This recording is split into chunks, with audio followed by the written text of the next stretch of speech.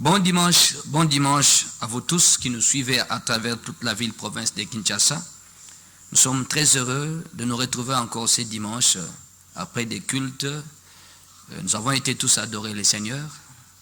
Pour certains en famille, pour d'autres, ils étaient eux-mêmes.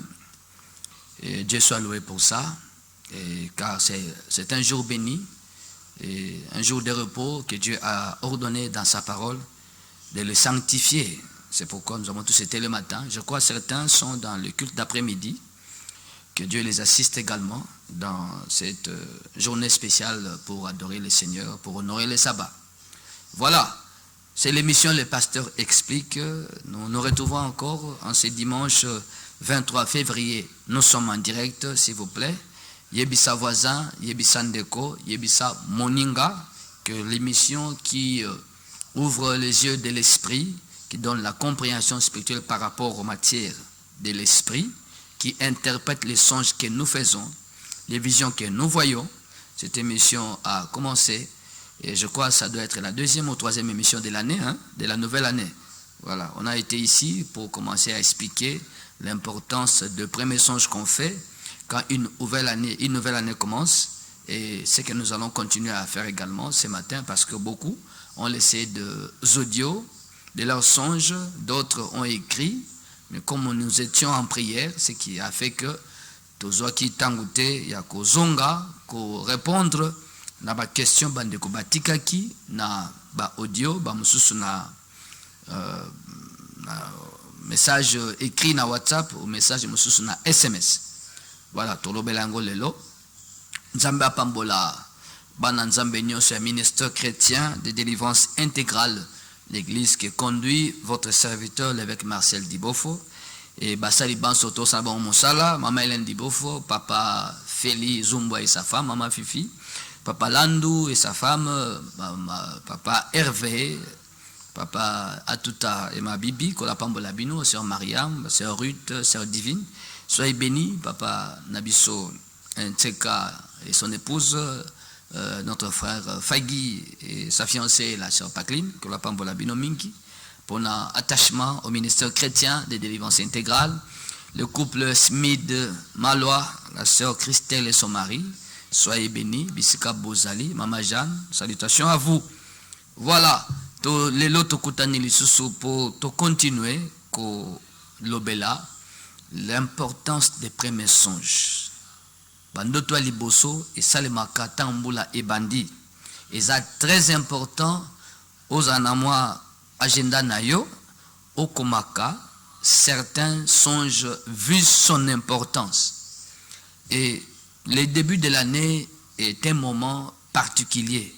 Pourquoi? Parce que ce que nous voyons au début là nous donne une image par rapport à ce que l'année va être.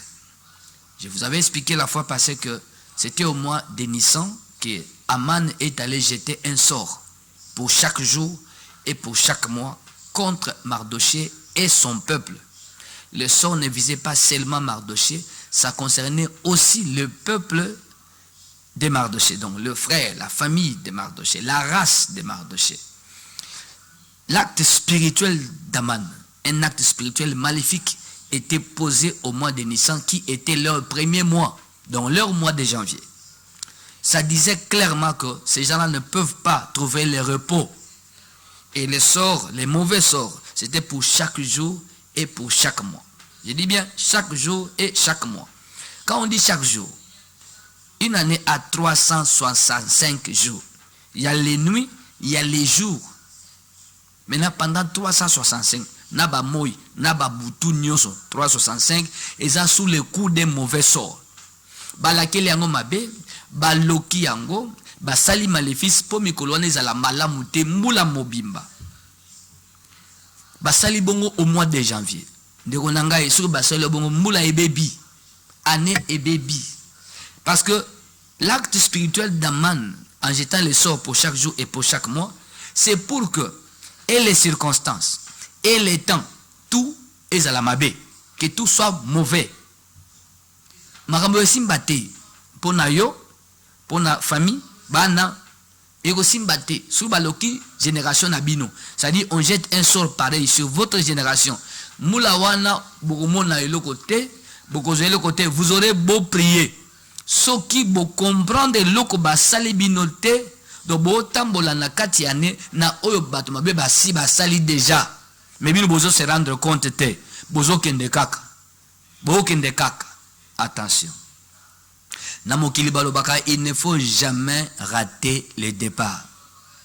Comment as-tu commencé l'année? Ennemi Nayo, votre adversaire, le diable, votre ennemi, a commencé l'année en allant jeter un sort contre toi et ta famille. Contre toi et tes affaires. Il a commencé l'année comme ça. L'année 2025 est sous le coup d'un mauvais sort. Par rapport à Yandaku Nayo, Yabana Nayo, Yamakam Nayo. L'enfant qui fera l'examen d'État cette année, il y a un sort. Mais Bino Boza au courant. Pourquoi Boza au courant? C'est parce qu'un acte diabolique, ils ont révélé na batouté. Celui qui est allé jeter un sort ne voudra pas que l'information vous soit transmise, vous soit donnée. Il va bloquer les songes, il va bloquer les visions. S'il se rend compte que Boza a tendance à komona, bako kangandoto, qu'est-ce qui va se passer? Boza na bandoto moko ezaka ba fragment, ezaka ba morceau. Et ce sera difficile à comprendre parce que bandoto nyoso tolota ezaka clarté, ezaka bienté. Ezaka bienté par la volonté de ceux-là qui sont allés dans le ténèbre kosalamabe contre yo. C'est par leur volonté que certains rêves ne sont pas clairs, ne sont pas lisibles, ne sont pas perceptibles. Parce que balingito bimana clarté, yamabe o basi basai na monda butu par rapport na yo, yandako na yo, yabana na yo. Ba bebisi makambu, ba freiner, ba bloquer, ba kanginzela, ba lakeli ane mabe par rapport na yo. Sokolota makambu wana te. Sokoloti et vous allez la clarté, vous allez la flou. Maintenant tu sortiras du songe au simbité. J'ai vu, mais je ne me rappelle pas c'était quoi. J'ai vu un arbre. Après, j'ai vu quelqu'un était au-dessus. Mais je ne sais pas qu'est-ce qui s'est passé. Après, je ne me rappelle pas. C'était encore quoi? Ça a commencé comment? Ça a fini comment? C'est comme ça que tu feras. Pour la mouki, vous avez battu. C'est ainsi, par la volonté, il y a des ennemis, il y a des mabé. Certains rêves seront charcutés. Hein? On va saucissonner, on est saucisson. Vous avez battu ça, morceau. Maintenant, tu chercheras à recoller les morceaux. Ils ont aussi raté. Ils ont batabutu. Souvent, ils ont kabongo. Parce que monde de ténèbres, ils sont régis par le secret. Makamna bango balingaraté, batubaye bayango, sous peine que, bogen refund dans la église, qu'on commence à prier, qu'on commence à détruire. Ndeti na tolobaki, fungula misu, mboule bandit, que vois-tu? Qu'as-tu déjà vu? Mais comme Dieu est bon, ce qui va bloquer au monate, makambo basi basali contre ba bébé selio année, Dieu, dans son amour, ira montrer ça à ton ami, à ta soeur, à ton frère en Christ, à ta soeur en Christ, à ton pasteur aussi, à ton encadreur spirituel. Et ça a fait bon. Même un païen peut rêver de toi. Ah, Jean, nalotio boy, Georges, nalotio boy. Zambagé l'accès parce que yo ba pekisi yo komona, ba bloqué. Voilà l'importance des premiers songes qu'on fait quand une année nouvelle commence. Vous savez, premier trimestre au Mobimba, il faut yozwa un songe ou des songes. Et zo funda couleur ya année. Même Dieu, attend que tu les cherches pour qu'ils te disent comment l'année 2025 sera pour toi et pour ta famille. Même Dieu attend. Jérémie 33:3. Dieu dit, invoque-moi, viens m'invoquer, viens me chercher. Il s'est même laissé trouver à ceux qui ne l'ont pas cherché. Quelqu'un a chanté, je crois c'était un jeune garçon. Il a chanté avec Henri Papa Moulaja. Zemboya et Baba. Il a dit quelque part, je n'ai jamais vu un homme te chercher sans te trouver. Je n'ai jamais vu un homme te chercher sans te trouver. Invoque-moi, je te répondrai. je t'annoncerai la couleur de l'année 2025 que tu ne connais pas. Tu ne connais pas la couleur de l'année. L'homme n'est pas maître des temps et des circonstances. Seul Dieu en est maître. Le diable crée les circonstances malheureuses. Le diable arrange les temps mauvais et comment. Pour ça la batumabé. Mais Dieu seul, lui, peut changer les temps. Il peut changer les circonstances. C'est pourquoi, quand Mardoché a eu l'information dans Esther chapitre 4, de ce qu'Aman avait fait dans Esther chapitre 3, verset 7, quand Mardoché a eu cette information, il est directement allé informer Esther. Esther n'était pas au courant. C'est Mardoché qui l'a informé, qui l'a mis au parfum de ce qu'Aman avait arrêté contre eux les Juifs pendant cette année-là, au mois de Nissan. Année Kosaramabé, jusqu'au mois d'Adar, dans 12e mois, Biso, Bakosasa Biso. C'est la volonté d'Aman. D'ailleurs, il a donné une action de grâce de 10 000 talents d'argent pour être décret irrévocable et ça l'a signé contre nous à Néoyo. Ce qu'Aman a fait ne pourra être révoqué parce que le décret est déjà signé. Or, un décret scellé avec l'anneau du roi ne peut être révoqué. Et vous avez bon anneau, toi, on a un problème. Nous devons réagir. Nous devons faire quelque chose. Tant Mardoché a insisté auprès d'Esther. Esther, vous voyez comme si, vous savez, le roi ne m'a pas invité, et vous savez, vous connaissez la loi du pays, si je pars comme ça voir le roi sans être invité, je serai pendu, je serai égorgé. Mais Mardoché a dit, mais nous sommes déjà égorgés, nous sommes déjà tués par ce qu'Aman a fait. L'année ici, Bagosa Sabiso va risquer, qui ne risque rien à rien, va risquer voir le roi. Parle-lui. Ce qu'on sait de l'autre côté. Mardoché était clair. Esther, si tu ne fais rien, toi et ta maison, beaucoup fa. Mais biso, zamba osunga biso. C'est comme ça que Somoana ya nyoso oyo, Mardoché a expliqué Esther, a jeté sort, a laki 10 000 talents d'argent comme sacrifice, babu mabiso mbulo basala biso mabe makasi. Et puis, babaxi ba décret kuna essaie bim, ba décret zotambola contre nous. Ta jeune, Esther tous à la jeune, 3 jours, tout est parti de là. Traiter les camboyo, nous devons changer la couleur de l'année. Nous devons renverser les mauvais sorts. Un mauvais sort annuel pour chaque jour et pour chaque mois. Boutunamo yane wane baby. Les temps, les circonstances yamboula wane et baby. Et baby. Beaucoup na clarté, beaucoup sepelaté, mambe kendeli bosote, beaucoup raté, beaucoup échoué. Ils ont dit basali, ce que nous voyons éviter. Mardoché au moins a eu l'information. Dieu dit, invoque-moi, je vais te répondre, je vais t'annoncer ce que tu ne connais pas. On a fait quelque chose contre la famille, contre toi, contre le programme que tu as fait. On a fait quelque chose dans l'obscurité, au début de l'an. Dieu dit, invoque-moi, je vais te le dire. Yo luka nzambete. Oh bimaka na ke luka mbongo, na ke luka boye, na ke kop, na ke ko chaye. C'est comme ça. Ozo bimaka okei. On vit au jour le jour. Mais tu n'as pas l'information spirituelle de l'année. La Bible dit c'est par sa lumière, la lumière de Dieu, que nous voyons la lumière. Sonda matindi Paul et Lanzelate. Que verras-tu? Tu ne verras rien. Il faut qu'il y ait une lumière qui puisse marcher devant toi. Afin que ma beuh et batami liboso et bima. Netina bandoto kolota. Quand tu vas chercher Dieu, ailleurs le la prophétie, na voix audible, na parole de connaissance, mingi nandoto, mingi nandoto. Job 33, 14 à 18. Il parle quand les hommes sont livrés à un profond sommeil. Wana mutako sayote, oloti ango yomoko, omoni pe yomoko. Moi pas peso prophétie mensongère les athées, tu as vu ça toi-même. Si on a kati ndoto, diabula iko kusala makamba mubulu, le pasteur explique est là pour t'aider à comprendre là où le diable m'a trompé dans les songes, c'est ça et c'est ça. Alors quand tu rêvais, depuis que l'année a commencé, durant ces premiers trimestres, de janvier à mars, ils ont un trimestre capital parce que ils ont payé sabiso l'orientation par rapport à l'année. Na onzam balinga sala, na ope banguna balingi basala. Au moins pour na Mardoché na man basambela ki marambe baluka ki na newan. Alors pour na yokasi. Qu'est-ce que tu ne sais pas? Qu'est-ce que tu dois savoir par rapport à cette année? Voilà l'importance des premiers songes. Quelle est l'importance? Ça indique ce que l'année, la couleur de l'année, ce que Dieu veut faire.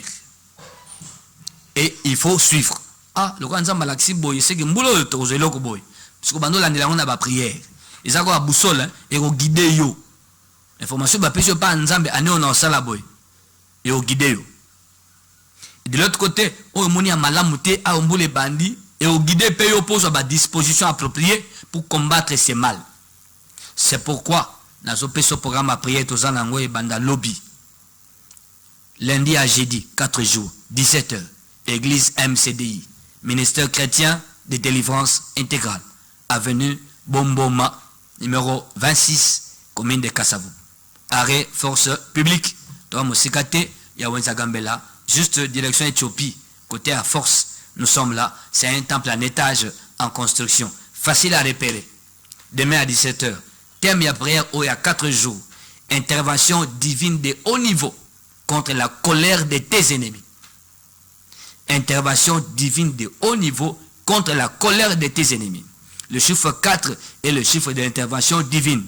Rappelez-vous ou souvenez-vous du 4e homme à l'intérieur de la fournaise ardente. Il est allé secourir Shadrach, Meshach et Abednego. Le 4e homme, le chiffre 4. Intervention divine. Dieu a intervenu en pleine fournaise. Pour bimisa Shadrach, Meshach, Abednego vivant, sans que basique. Dieu a intervenu. Comment peut-on chauffer la fournaise 7 fois plus qu'il ne convenait pour faire entrer des humains vivants? Waouh! Baboma bango te na maboko. Bakotsa bango vivant na katia fournaise ardente qui était chauffée 7 fois plus qu'il ne convenait. Bakotsi bango na kati. C'est quelle méchanceté? C'est quelle colère ça? Qui ont fait ça? Les ennemis de Shadrach. Ils voulaient en finir avec les Shadrach. Binobosel. Dieu a intervenu pour eux à l'intérieur de la fournaise. Babima vivant. Bazika na motote. Ni leurs cheveux. Ezikate. Ils ont écrit dans Daniel chapitre 3. Intervention divine de haut niveau. Pourquoi haut niveau? Mais la fournaise ardente était chauffée 7 fois plus qu'il ne convenait. Quel secours doit-on apporter là-bas? Ce n'est pas un petit secours, non. C'est un secours de haut niveau. C'est une intervention de haut niveau. Un ange puissant venant d'en haut a quitté la katia fournaise. C'est urgent à la kat. Sous peine que bateau bakoufawa. Intervention divine de haut niveau contre la colère de tes ennemis. Bakani basaloni nimbulo to bandi boye. Yango 4 jours ezato sambela nzamba kita. Nzamba intervenir. Et là on se va planifier mabe ane oyo. Elongwa nanzela ya ne. Elongwa nanzela voilà. Ane kangolama. Banguna bakweya. Oh bango basi babongisi na kanda ba nango po ba monyo na 2025 oza ozokana boy olingi boy ba na kanda na yo futo bebe sango na kati ya mabondeli to benga nzamba kita intervention divine de haut niveau omoni makama RDC talanga malamu landanga pe malamu makama RDC neza okende kayen lokole lingi te bitumba ese Kagame azongisi ba balulu gere balugo ba traite pai boy pai mkonamboka pe alembite kota azuma mama Teresa tindie kendawa balukawa kendawa lelo conseil de sécurité réunion de haut niveau tabaso ba réunion de haut niveau ça dit banani ba vandi basola makama mboka na biso RDC babe yango réunion de haut niveau. Qu'est-ce qui s'est passé? Pourquoi les États-Unis changent de ton? Pourquoi la Belgique change de ton? Change de langage? Qu'est-ce qui s'est passé au haut niveau sur la scène internationale concernant la RDC? Qu'est-ce qui a changé? Intervention divine de haut niveau. Qu'est-ce qui s'est passé là-bas? Masoloni Betamine à haut niveau sur le plan international pour la RDC. Moni, yamuni ba sanction banobima. 30 ans sanction bimate. Et le président Félix 0 sanction. Ici on a eu 700. Le Rwanda ici 0 sanction, aucune sanction, 0. Et bandika siko. Mais pour banda ni leki. Masoni ne betamine na haut niveau, ma beton a mis sa bateau exaté. C'est ça les relations internationales hein. Masolo au niveau ni ne betamine. Au plus haut niveau, la scène internationale. Voilà, dans un exemple pour comprendre. La Bible dit, la nature aussi nous enseigne. Qu'est-ce qui s'est passé là-haut dans le ciel pour qu'un ange soit dépêché dans la fournaise ardente pour Shadrach, Meshach et Abednego? Né 4 jours de prière Nabiso, Kobanda lobby lundi, jeudi, du 24 au 27 février, avenue Bomboma numéro 26, commune de Kassavubu, référence arrestation Bongolo, église MCDI. L'importance de premier songe de l'année. Voilà. Tozui,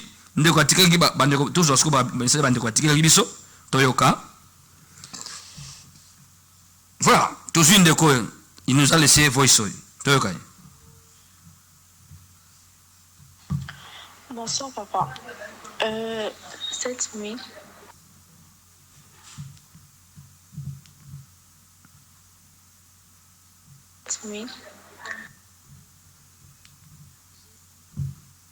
j'ai rêvé que, enfin je ne sais plus là où j'étais, mais j'entendais la voix d'une femme qui disait « Je suis très en colère ». Je me suis directement réveillée. Ensuite, je me suis aussi réveillée le matin, je me suis apprêtée, je suis allée à l'université. Vu que je fais ma session. Devant ma feuille d'examen, j'étais en train de faire mon examen et puis j'ai eu sommeil. Tout d'un coup, j'ai eu sommeil. Je me suis endormie et je voyais, j'étais avec une amie, on se rendait vers Victoire. On devait aller acheter des cils. Maintenant, en arrivant à Victoire, elle m'a dit, regarde la maison où on vend des cils, c'est ça. Nous sommes aussi entrés. Et puis, en voulant regarder les cils et tout, je me suis rendu compte que non, j'ai plus mon sac sur moi. J'ai paniqué. Ah oui, mon sac. En tout cas, j'ai commencé même à pleurer. Je suis sortie, j'ai vu mon sac sur le macadam. Puis après, j'ai dit à mon ami, j'ai retrouvé mon sac. J'ai pris mon sac. Quand j'ai voulu ouvrir tout ce qu'il y avait à l'intérieur, je n'ai plus vu ça. Et puis j'ai commencé à pleurer. Mon téléphone est perdu, tout ça, il y avait mes affaires à l'intérieur. Et je suis rentrée là où mon ami était, là où il fallait acheter les cils. Et puis j'ai regardé par terre, j'ai vu mon téléphone et ce qu'il y avait à l'intérieur. Et puis après, mon ami me dit, regarde d'abord les cils ici. Directement, j'ai perdu la vue. Je ne voyais plus rien. Tout était devenu flou. J'ai dit, mais ce que tu es en train de me montrer, je n'arrive pas à voir ça. Mais regarde, je suis en train de te montrer, regarde ça. Mes yeux, donc je voyais même plus rien. C'était vraiment très flou et puis je me suis réveillée. Là, c'était dans l'auditoire. Voilà. À lobby, là, c'était dans l'auditoire. S'il vous plaît. Étudiante. Le rêve a commencé Nandaku. Elle a vu une femme très en colère. Elle se réveille le matin, elle part faire, elle a dit, elle est en pleine session. Arrivé à l'auditoire, papier examen, à somnolé, à s'assoupir un moment, dans l'auditoire, à bandi kolota. Voilà les kolota, na moi. Dans l'auditoire, à nakati auditoire, avant midi. Ben en vision. Et c'est là où ça soupire un moment en pleine journée. Au ban na makambo. Azumona oyo partie B. Bon, partie A izaki na ndako na butu. Et une femme était très en colère. Ensuite, on a dit na classe, université. Kuna ndaki ko ça soupire na kati auditoire en plein examen. Amoni mninga na seba ino somba sil na basil ba mezo hein bon nakata mkuse basil wa chaka na misu na Victoire. Après ikamba sac et bungi abandi kolela a retrouvé sac bata na kati eloko ezate aleli lisusu. Après ba téléphone yango emonani. Après moninga bi na moni basil yango regarde oyo tala oyo bizarrement elle a perdu la vue. À mon avis, sous-souté. Quelle est la partie clé? Yandoto wana. Tout le reste, c'est sa décoration. Il manque les anines. Au moins, sac à main. Ce qui est un téléphone, il y a un mbongo, il y a un passeport, il y a un bloc très important. Ce qui bayibi sac na biloko wana, mutakole la makasi, a la sac te, a la contenu, ou ils en a katia sac, nda banolela. Ce qui est un sac vide, bayibi ango, il n'y a rien dedans, c'est un sac vide. Mouta abungisengo azana regret makasi te. Puis ça vide. Ce qui rend le sac important, c'est ce qui est dedans. 500 dollars na 4 ou 1000 dollars na 4. Moutako mitiam ayubamba na se pour na 1000 dollars na da sac na ye. Non pas pour le sac. Écoutez-moi très bien. Le sac c'est comme le corps. Maintenant ce qui est dedans, qui donne la valeur au sac, c'est l'âme. Ou la partie importante, la partie vitale de la vie de quelqu'un. Quelqu'un peut rester en vie, mais on lui a volé la vue. Hein? Vous comprenez là? Il reste en vie, mais on lui a ôté la vue. Donc, bazu est misu. Il y a tiré la bombe, mais misu est koufi. Motoyo. Misu, vie est koufi. Azaki na misu, jusqu'à un certain âge. Madi moreye, misu na ye est koufi. Motoyo, vie est koufi cassette. Il y a un adage qui dit la vue c'est la vie. Comme on a ezabomoyi. Ce que monsieur Keio, c'est fini. Ce que oyaza étudiante. Ce que monsieur Keio akotanga les sous. Non? Nani akobala ye. Même si elle parle français, elle parle français. Non, non, balaye. En français à lycée, hein? Non, non, balaye. Ana misute. Marie Gitoko nae, ana misute. Tozongi ne bandeli. La femme en colère nandoto nae nandaku, c'est qui? C'est l'ennemi. Maintenant, en colère, que veut-elle faire? Et pas moi, étudiante oyo. Ce que tu as vu, ma soeur, ce que tu as vu dans l'auditoire, c'est ça la volonté de la femme en colère contre toi dans les songes à domicile. Les songes que tu as fait à la maison de la nuit, avant de te réveiller le matin pour aller à l'université. Ces songes-là, c'est la partie A. La partie que tu as vue à l'université en plein auditoire, c'est la partie B. Maintenant, Dieu te permet de voir. Tu as vu la colère de cette femme, voici ce qu'elle veut te faire. Voilà. Ce qu'il faut que tu la prière. Quelqu'un m'en veut. Pour na otanga, linga kata classe nangai. Abeli sanga misu. N'est-ce pas que batubele bakata bakas pour na problème misu. Ba musu problème mutu. So bandika ko réfléchir na auditoire mutu bando beta. Tia kotika. Ebele bakati ba classe universitaire bongo. Atena posa tanga, mais à continuer te à cause il y a problème de santé. Mutu epai, mususu misu epai. Tanga ça na auditoire, a mon flou. Tout est normal. À quel auditoire? À un moment flou. C'est quoi ça? Il y a un problème spirituel derrière toi? Ndoto andeko yangoyo. Bulandi. Nazui ndeko mususu pe atiki la gibiso. L'importance de premier songe. Au début d'une nouvelle année. Toyoka papa oyo. Kishikoyo yango na timelo hoishoyo.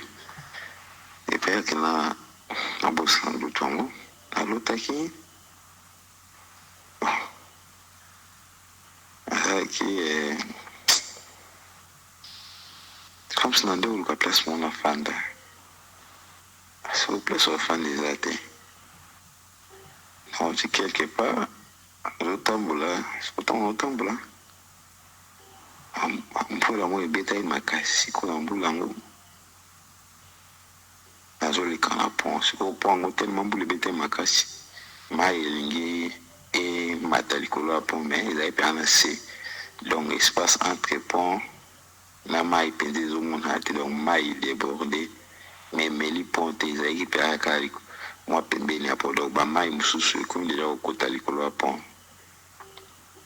Aleki mwa mai ezwaki kota wana aleki mpo wana nazokende, ntango nazotambola après pembeni kaya mai wana s'est trouvé andako moko ya inconi. C'est comme si azalaki soki mwa maçon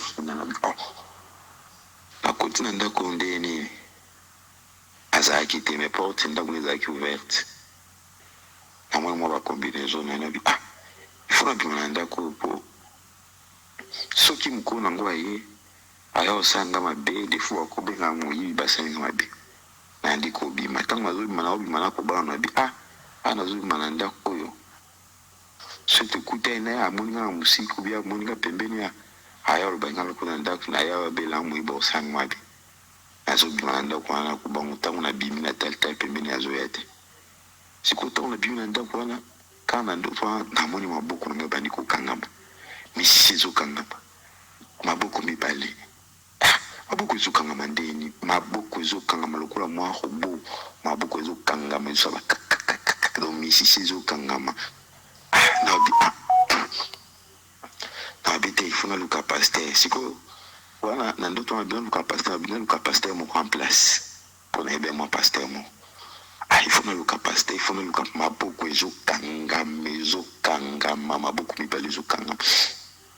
Nakena ntango nazokende nakutani na mama paster moko to anasi mobali no aza paster ozoke pointe tala maboko nanga nde ezokangama te, bon somba nanu serein, il faut somba nanu serein comme ça babeta yo tongabi te aza na mposa ya assemble ya kaka mpo na nga te luka nanu serein wana tokokende tie pa paster yango luka nanu serein nabi te aza mposa serein te fo assemble ya mpo na nga toke tie pa ndako na ndako ya paster yango eza ya kokangama mwasi na basera pe peut-être aza na prière na bi te aza na prière ndeni ilinga te nakoluka paster papa avec Marcel Libofu ye na bi te ye na ozona ngai sivika na benga ye na localiser na ye basoki aza nakende abondela mpo na ngai. Donc ntango nalobi bon naomona sikoyo image na ona mona paster azali disponible sivika na bengi ya koyamba ngai après na localiser ake kobondela mpo na ngai wana kaka maboko kakakakaka sikoyo na benga ifo naza na crédit te, ifo na benga na localiser na okoki epa na ye dans l'improvis boye te. Après wana naokende sikoyo kote nazokende wana ntango nazokende na ye ko babi nasomba crédit nazokende ti pese nakei wana, donc eza lokola nayi nakoma ti na parcelle familiale ya kala oyo tolongwaka nakomi esu ndeni bacrédit yango wana tiki na compte na baluki nazongi so abi te naki osomba crédit nabenga papa avec Marcel Libofu ntango nabi nazonga namata na po nasomba crédit nde nalamuki sikoyo ntango nalamuki awa namoni loboko na ngai ya gauche ezokangama mpe nabi ona tsholuta na ndoto yango loboko ezokangama ndenge nini nabi après aota 3h56. Voilà. En résumé, partie importante en ndoto, le reste c'est la décoration, il y a ndoto. Ezali que maboko ezo kangama. Nakati ya ndoto. Nazui élément clé. Maboko ezo kangama. Lokola robot. Mais nakati ya ndoto amoni, fona luka. Pasteur moka sambela pona ngai. Pasteur explique à l'égard comment on est avec Marcel. Na bengaye. Azaka disponible. Si on a bengaye, donc vous aurez rendez-vous avec nous sambela pona ngai. Parce que je vois là, il faut pas sambela pona ngai. Oui, il est allé chercher un pasteur. Penekara, c'est l'on de toi. Mais souka zongi, na pasteur explique. L'évêque Marcel qui vous parle. Mais en allant pour chercher du crédit, à mon azozonga na lupango ya famille ya kala. Lupango na bateka kala. Abi lupango ya kala. Deux les arasute. On dirait à la mouki. Mais esprit à la mouki. Mais non, qui ne connaît pas. Non, on somba crédit. Mais comment on a aucun boy? Tant on a changé, on a pas zonga ska crédit. A zonga à la mouki. Mais à la mouki le boko pe ezo kangama. Ndenge zaki na ndoto. Nini wana? l'importance ou les mystères autour des premiers rêves de l'année. Ça, c'est une crise, non? Et bandarabon. Il y a crise. Tout paralysé. Tout AVC. Il y a moins de gens d'autres. C'est-à-dire, il a dit que le col a moni lupin, on a bango la famille à Kala. Et il y a ma famille. Président, ça lupin, on a ma famille. Bah, on lukaye. Amen. Ola ninga malamu, hein? Voilà. Chamba pambola yo, ola ninga malamu.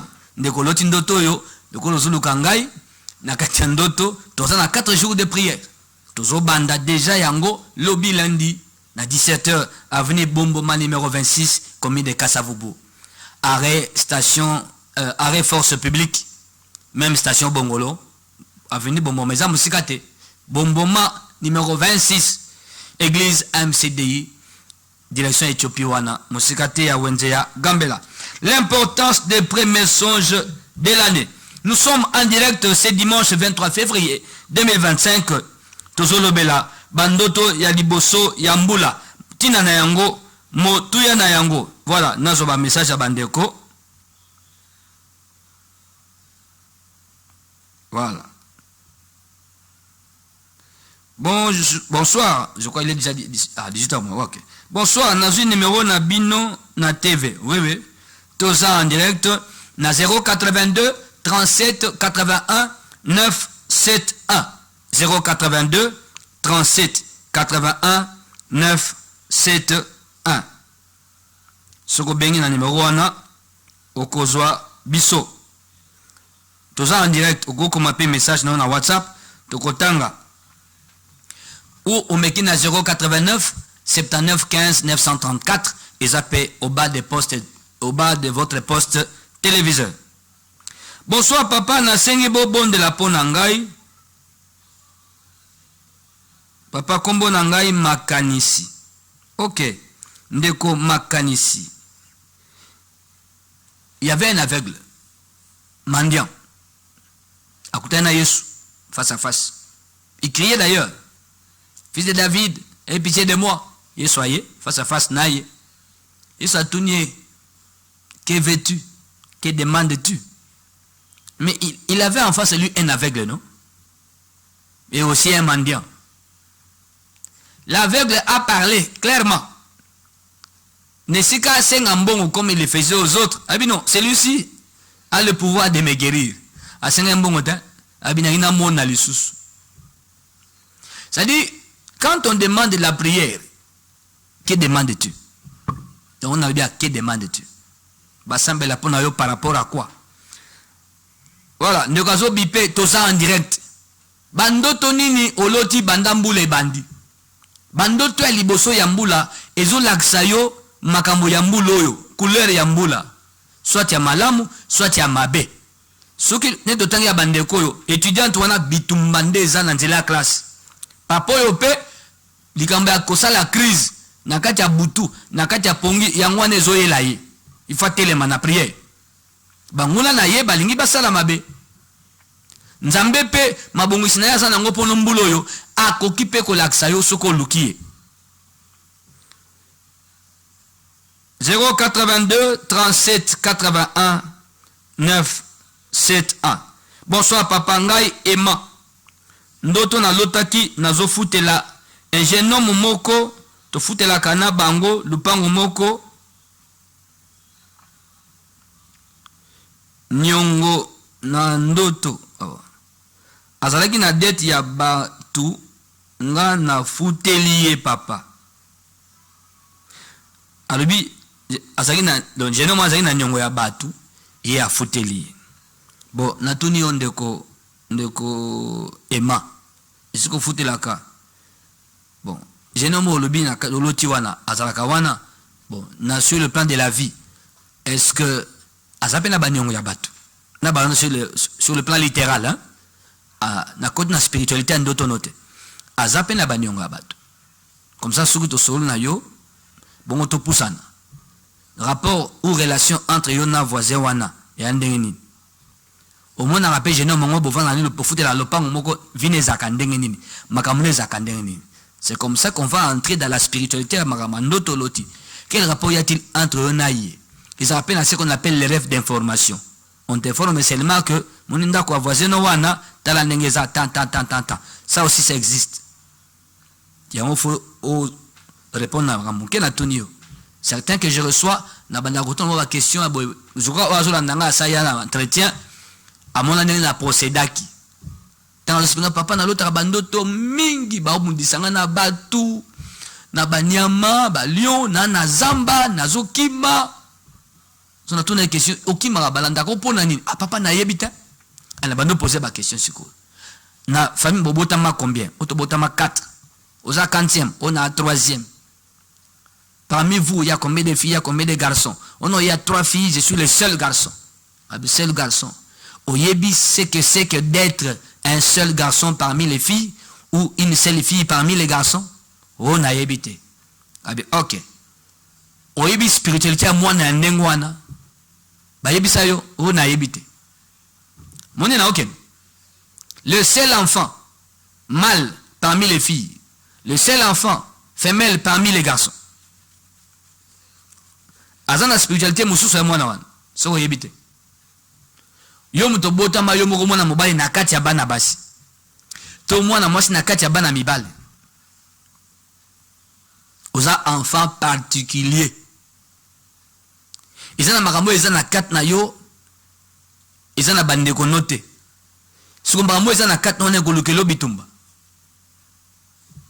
siko sosoli yangote makambo na ndeza na kat ba potentiel spirituel wana nde ko sala vino nde ko sala ke oza la différent parce que ça ka yo moko garçon parmi les filles oza déjà différent ce qu'on a vu il faut mener une vie de distinction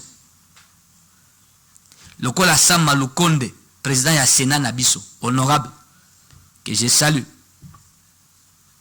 J'ai suivi ce documentaire, Nabe Mission Moussa Salaki, il expliquait qu'il était le seul garçon parmi les filles. Comment son père l'avait envoyé en temps en internat. Ah, dans un exemple, le président Sénat Nabiso, il a été premier ministre. Ses enfants particuliers. Moi, je suis bon. Ndeza question na tulingi bne kowana bitumba papa na bandoto ngabi bobotamba combien oza 40e bana basi bazaboni bana bali bazaboni nazoke ne pro na même na compréhension ya makambo ya mona kana butu pourquoi tu es combattu qu'as-tu que les autres n'ont pas qu'est-ce que les ennemis voient chez toi comme étoile tout le monde a son étoile mais les étoiles diffèrent d'une personne à une autre et c'est aussi à cause de ça que batebele basana bitumba. Vous en étoile la royauté. Vous en étoile la grandeur. Vous y habitez. Vous m'avez bitumba par-ci, bitumba par-là. Même na boutou boutou, on a mozo comprendre. Mais on te cherche par rapport à ce que tu as. Yami bale, alors biboy. Yami bale, papa na l'autre kaba konzi. Mbala mingi na lingi na yeba. So mutazolo taba konzi mingi. Eli koloba oza na étoile la ba konzi. Yo. Oh. One étoile la bakonzi. Ne banolota bakonzi de temps en temps. Oza lokola bango. One étoile ya bakonzi. Oza étoile la ba chef. C'est comme la tribu de Juda, non? Tribu de chef, tribu de roi. 082 37 81 971.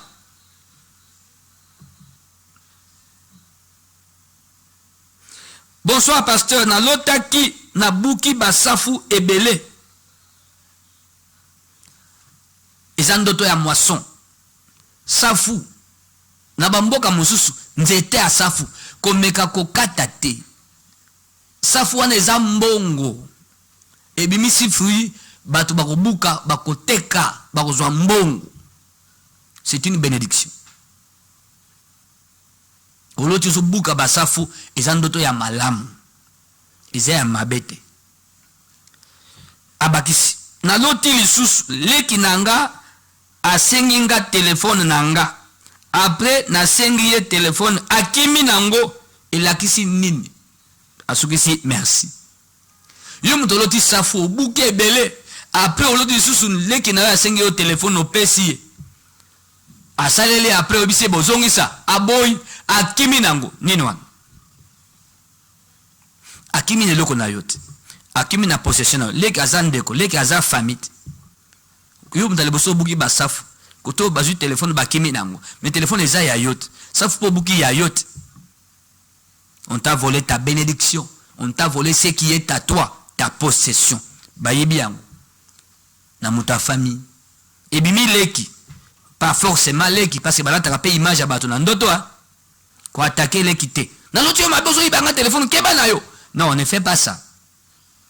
Soko ya entretien neto ko solo la retourna yo vie familiale eza ndenge nini yo na bandeko bo vivaka ndenge nini ba relation eza bien ba rapport eza bien toté na ba cousin famille papa famille maman et autres pour te comprendre.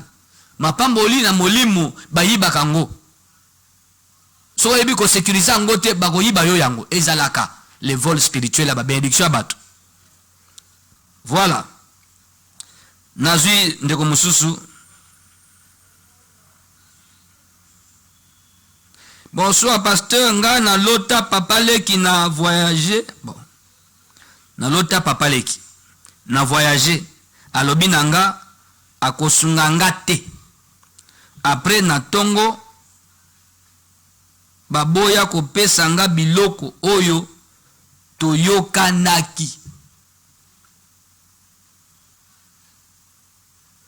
Oyokanaki na banani ozali na ferme obanda kosala pour lobisi mandoto na bomoto na tongo baboya kopesa yo biloko oyo boyokanaki. Après ndoto o na ndoto olobi au voyager papa leki na lobi ba kosunga yo te akosunga yo te ye papa leki kosunga te kosunga te koboya kosunga isa refus moko te. Qu'est-ce qu'on t'a refusé mais bayi na ndoto na ke mutu pe tango la muki baboyi kopesa biloko na yo boyokanaki. Je ne sais pas si vous êtes entrepreneur, je ne sais pas comme ça éclaircir ngai hein na bomi message noti na tiki yango pour son nazo limbola mbala moko nazo boma pour na sala ba répétition te. Bonsoir papa ezanga beni nangaliema nazolota banyoka na kati ya libulu. Bon ozomona banyoka na kati ya libulu bongo yo zaki wapi na libanda na libulu yango to wapi. Est-il que nyoka azaka na venin mortel nyoka na symbolisme ya ndoto ya nyoka na Bible nyoka aza l'ennemi le diable. Le kola oloti ba nyoka ebele attention c'est un ennemi hein ou ce sont tes ennemis. Pour détailler te na libulango yo zaki na kati to zaki libanda mais omoni bango pona ni pourquoi oloti ba nyoka. Il y avait une femme hein ndoto na ye alota nyoka sans raison. C'est-à-dire l'autre amona tamu nyoka kuna zoleka ndoto esili tatoma nyoka moko zoleka lekola nzete eza mosekete na lupango na bango ndoto esili. Mais pourquoi de temps en temps na l'autre nyoka na tuni mkola yaki na entretien nyoka na si aswayo ote asa hakutu pe nangate na bien OK obala oui na bala ça fait combien d'années 7 ans OK bozana bana boni na mbai na yo ona to botite na zongisi moni na quel entretien ayelinga li kamba bandoto lota nyoka de temps en temps na bandoto na mituna pam pam pam ah na bobotite j'aime zo marate oh bon j'aime au mona elmo lokola ezali après el moko oup ah bien bon na tune question oyebi nyoka nkao ona yokaka oyokaka balobaka nika si papa nyoka nkao oza nyoka oyo amelaka bazemi to aliaka bana abia OK omoni pourquoi yo zolota ba nyoka de temps en temps ozoyi ba sens na ngote nyoka ngope aswine yo te ndingo lobi mais na bomoto yebi singa osali 7 ans na libala oboti na nte na tuni aussi bokendo hôpital ba talibino ba examen et tout ça. Mais oui tokenda tout est normal nga na bien mbali na nga za bien. Oh sou yo za bien mbali za bien alors pourquoi ça vient pas na ebisi boy ozwaka zemi mais nyoko lotaka nde mutamelaka bazemwa ye mutamelaka Non, nando toi nando nyoka poussa na pena ngade. Namuna kaye musika habité. Isa langage ya ndoto. Nyoka wana uzana ye. Amelaka bazemi na yo. Oh, nandenge ni. Ngamenaza molimboli bandotot. Isa monde d'esprit. Et le gozo mona de temps en temps. Na bisi o somba livre nanga isa wana ya bandoto tanga o comprendre makambe belé. Titre nango les dangers des rêves de votre sommeil. Isa livre à 135 pages, 5 chapitres. N'a expliqué na kati la partie de la tromperie du diable. Ce que tu vois comme si loin de toi, comme si ça ne te concerne pas. Mais qui est l'acteur dans les rêves? C'est toi et les serpents. Aujourd'hui, mon anakati andoto, nyoka mobe alekaka. Alors, vous êtes deux acteurs dans ndoto wana. Il y a un rapport direct ou indirect entre yona nyoka. Mais na koyoko na bomoto sali setan na libalo zobo tate, ozo azemite. Donc il y a un problème. Nyoka wana sali kamba wasala pano na kata libano. Aza wana a joué rôle, c'est l'ennemi. Ah, pasteur, nanini. Mais bon, tu soumettre un programme après au comprendre. Banda koya, na PC programme bandi koya, ba jour na biso ba prière à délivrance, combat spirituel, bandi kolanda. Tu sais na jeune jour moko. Yé pas côté am. Papa prière, na yé pas na yé. Nous ko sambela. Tout ce qui se passe dans l'invisible, poissimba banate et beba. Tout serpent amelaka bazemi na ye, moto manzambe zoye. Ah, natangi tout serpent amelaka bazemi na ye. Tout ça na kati déjà approfondir, il passe au bunda, a vraiment ami pesaki, ami koti sakazo prier. Na yeka pa na tielo boko na mando prier sikoyo. Par rapport à ma solo to betaki mi basanze leki. Allez, boum, akoyi. Abando rampe na kati église. Nathalie, nazonga na masolo to betaki habitat. A ramper, prier. Pa mutabandolo ba. Nini yango botika nini yango? Abota prani. Soka boti. Ndeko na biso. Occuper le sous-biso te. Atika la bongo. Nani wana belle-sœur. Belle-sœur mutaolo ba. Tu suis voice, tu tiens, tu enregistres vocal wana. Si ma prière, on a posé la question. Na belle famille ezaka ndenge nini? Na bando tuna titi na yoki na tuni titi. Na bien. Na bomoni mameleki na prière na yo. Uzali na nyokati. Nemse ko zana nyoka nkaut. Siko moni. Na tie voice ayoki ti. Oh. Mais oh voya c'est mec qui n'a tel, non? Ah bien, yeah. Ah, n'a pas c'est mec qui nyoso. C'est elle la plus compliquée. Ah bien, hein? Nakati, hein? Lisola. Au moni, ndoto zolota. Répétez na. Nakati wan. 082 37 81 971. Bonsoir, pasteur. Na lala ki lelo na lotimbwa azolandanga. Na zoki mame. Na suka nango na bomakiye. C'est bien au bomaye, ça c'est la victoire. Dans le lobby c'est bien au bomaye, c'est la victoire. Psaume et lobby, il exerce mes mains au combat et mes doigts à la bataille. Il faut la spirituellement exercer au combat de l'esprit. Nase andoto. Ce qui a mon une église de Skokendakaza exercer. Bah prière d'autorité, on prie comme ça. Bah on l'action n'est pas na dojo, na entraînement à karaté à judo. Hein, Chuki, babeta Chuki boy, Wazari, babeta boy, Ipon na judo, ezaka boy. Bien voilà, l'esprit ezali, bah l'action na ni bibelobi, exercer les mains au combat. On doit t'exercer, t'entraîner. Ndi ama okoma na capacité à réagir aux anapongi. Mutazoe o kangiye. Au moins na mbeto zo sala bolo zo bunda. Ozo bunda peda mutu. Izana batu babeta likofi na mire. Alali na mbeto titi a bouger ti a beti likofi na. A beta nde mutu likofi a beti na mire. Ezali no ola nanga ese comme la lutte. Alors, isa combat ya esprit. Le colo bomi c'est bien, mais sache que ba Holanda tu es poursuivi. C'est ton ennemi, hein. Nabi osa poursuivi. Ce qu'il faut que tu en prière. Le colo bomi wana nana tinde siko. Mwana yepo na nini? Aza nani? toi aza esprit nini nani atindi attention ezaka na commanditaire hein moto atindaka allez l'attaquer il a siko sana banguna ozana bitumba c'est bien ndengo loti obeti c'est bien ça dit un esprit âme na yo bundi otikate avancer voilà dans un message ndeko mususu. Bonsoir pasteur ngai Jérémie nalotaki basoda tant na lamuki na bimi na balabala na moni pe basoda basimbinga me bakangaki ngate na kimi bango na maboko alobi alotaki basoda na ndoto tango alamuki abimi na balabala na journée amoni pe basoda ale bachema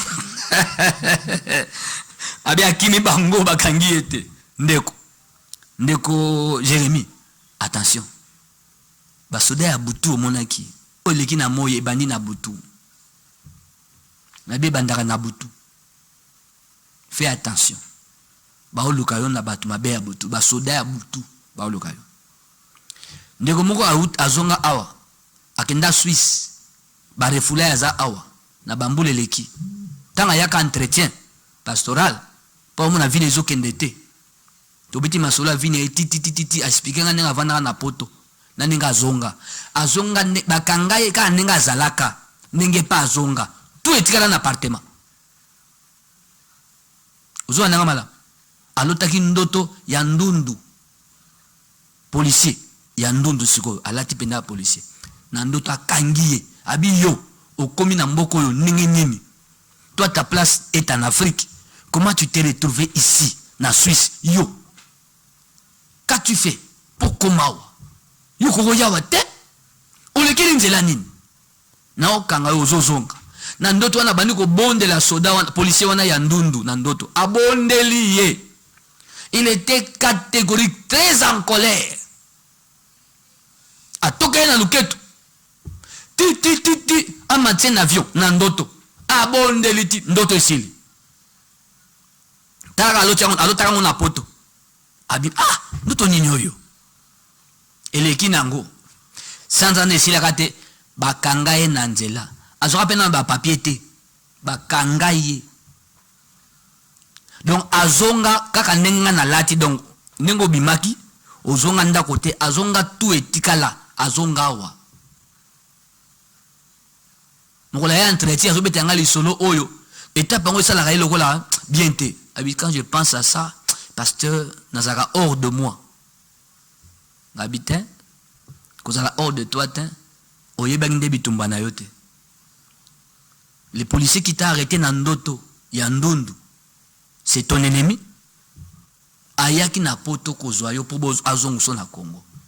Ce qui s'est passé sur le plan humain ça s'est déjà passé sur le plan spirituel oso kangamaki na butu oso zonga ipe Afrique uta mokila butu siko na bomoto fwe salemat ngabi livre nga bandoto na koma il y a ce qu'on appelle les mécanismes d'accomplissement des rêves ndoto mabe même ndoto malamu isa na mécanisme komema na kolata nzoto nango mon ndoto a Joseph isaleme nini quel était les mécanismes bateki na Égypte basombi na Potiphar chef à garde ya Pharaon suka ken na prison akuta na bato bazako sala pa Pharaon ba ye na prison alimbeli bandoto na bango bataba bima na prison 2 ans après ba rappeler toyi mutu mo na prison moni mécanisme on noto alota tanga zaka na 17 ans ye Joseph na 30 ans ba benga ye devant Pharaon olimbola ndoto ya Pharaon alota bato mi balé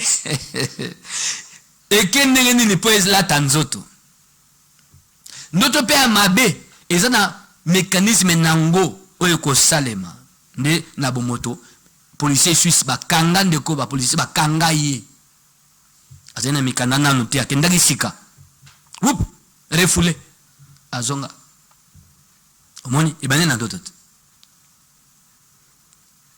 yo ba soda bakangi yo na kimutu pesko bakangi pe yo mais okimi bango attention baoluka yo voilà bayebisinga tango ekoki aya Voilà, Tokati Awa, pour tout ça tango.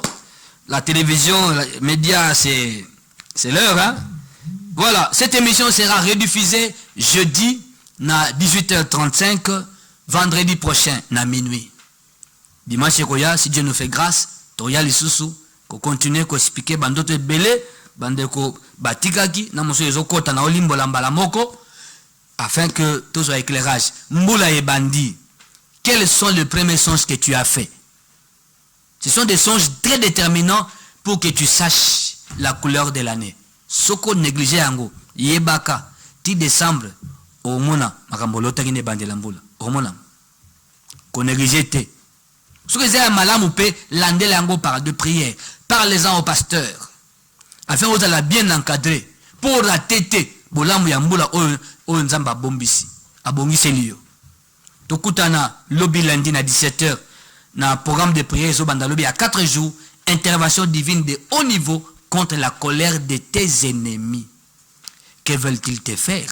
Il faut que Dieu intervienne. Sinon, Mabe Koya, 4 jours de prière, Oyo, na avenue Bomboma numéro 26. Bomboma numéro 26, commune de Kasavubu, référence arrêt force publique, direction Éthiopie, Moussikata Wenza Gambela Wana, Tozali Wana, pena parking, il y a force publique, hein, Oyebi parking Wana. Voilà.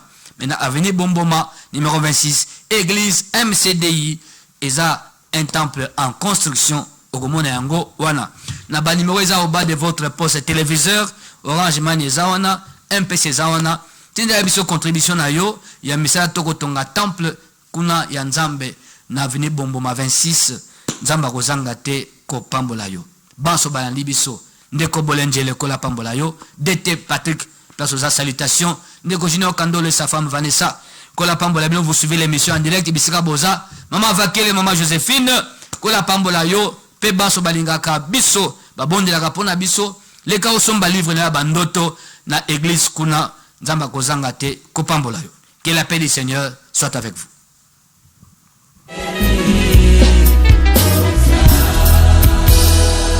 Na bangate na yebi oza liboso sima mopanzi yokotambwisa ngai na yebi oza